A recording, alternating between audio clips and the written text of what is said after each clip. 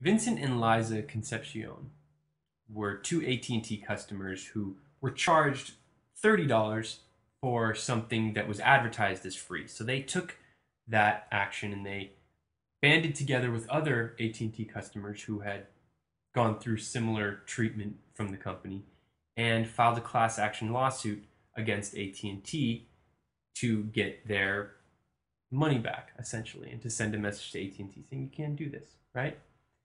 So AT&T really wanted to take this issue to arbitration and disband this class action lawsuit and not allow that to go forward. And so this kind of went back and forth through the courts, and it ascended all the way to the Supreme Court, where they ruled this past week 5-4, five conservative justices against the four liberal-leaning justices, that AT&T was in its rights to uphold what Liza and Vincent had signed in their disclosure agreement or in their terms of service agreement with AT&T in the fine print, that AT&T had the right to force arbitration and disband a class action lawsuit. So basically, the Supreme Court ruled that companies have the right to force arbitration and not allow their customers to go through arbitration. Right. That's if they sign the fine print. Well, if you don't sign the print, then you're not going to get the product, right? And who has time to read